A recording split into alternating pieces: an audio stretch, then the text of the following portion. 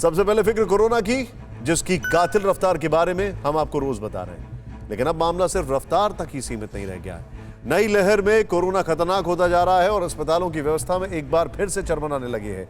इस बीच एक बड़ी खबर आ रही है कि कोरोना के कहर को देखते हुए प्रधानमंत्री मोदी रविवार को देश के सभी मुख्यमंत्रियों के साथ बैठक करेंगे। हालांकि इस खतरे को सबसे पहले महाराष्ट्र से समझने की जरूरत है। महाराष्ट्र के मुख्यमंत्री उद्धव ठाकरे ने अभी कुछ देर पहले कहा कि अगर ऐसे ही हालात रहे तो संभलना मुश्किल हो जाएगा। महाराष्ट्र में तेजी से हालात बिगड़ रहे हैं, लोग अब भी लापरवाही बरत रहे हैं। लॉकडाउन पर अभी जवाब नहीं दूंगा, सीएम उद्धव ने अपील की। कोरोना से बचने के लिए भीड़ ना जुटाएं। अब कोरोना की दूसरी लहर के बढ़ते कहर और संक्रमण की कड़ी तोड़ने के लिए जारी हिंदुस्तान की जद्दोजहद को समझिए। आपलाही माझ्यावरती विश्वास आहे। मध्ये काही जण भेटले होते आणि मला म्हणाले की अहो तुम्ही टीव्हीवर आले का लोक घाबरतात।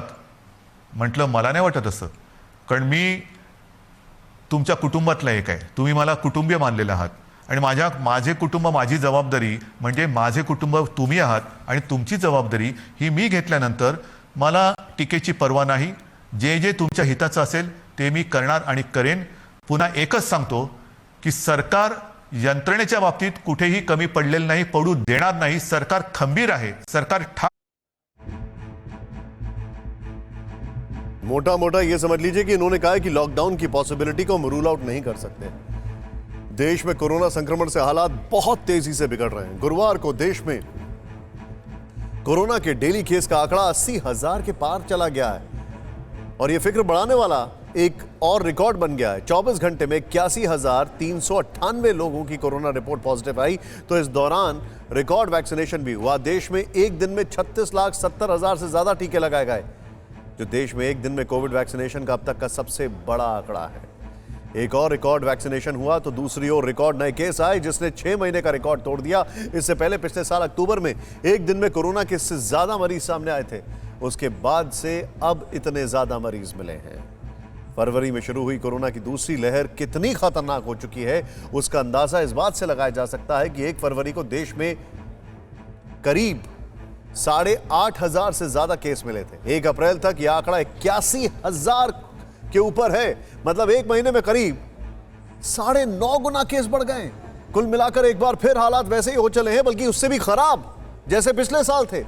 एक बार फिर कोरोना के केस बढ़ रहे हैं, अस्पतालों में मरीज बढ़ रहे हैं और अगर हालात पर काबू पाना है तो सबसे पहले हमें और आपको आगे आना है। मास्क, सोशल डिस्टेंसिंग का खुद भी पालन करना होगा और अपने आसपास के लोगों को भी पालन कराने के लिए कहना होगा, रोकना होगा, टोकना होगा। और दूसरा काम यह करना होगा कि जो वैक्सीन लगवाने के योग्य हैं, यानी 45 साल से ज्यादा उम्र के, वो जल्द से जल्द वैक्सीन लगवा लें, क्योंकि जितनी जल्दी वैक्सीन का कवच मिलेगा उतनी जल्दी कोरोना का कहर कम करने में कामयाबी हासिल होगी। और यह कितना अहम है, यह बताने वाली एक तस्वीर उत्तराखंड से सामने आई है। जिस तरह हर सिक्के के 2 पहलू होते हैं, वैसे ही इस तस्वीर के 2 पहलू हैं। ये लोग उत्तरकाशी के बडियार इलाके के गांव में रहने वाले हैं। किसी की उम्र 80 साल है, किसी की 85 साल, जो कोरोना का टीका लगवाने के लिए नदी नालों को पार करके ऊबड़ खाबड़ पहाड़ी रास्तों पर चलकर टीका लगवाने के लिए पहुंचे हैं। इसका दूसरा पहलू यह है कि इन तस्वीरों ने एक बार फिर ग्रामीण इलाकों में स्वास्थ्य सुविधाओं की पोल खोल दी है। उस डर को जाहिर कर दिया है कि अगर शहरों की तरह कोरोना गांव में पहुंच गया तो फिर हालात से निपटना कठिन होगा। फिक्र आपकी, सोमवार से शुक्रवार रात 9 बजे सिर्फ TV9 भारतवर्ष पर।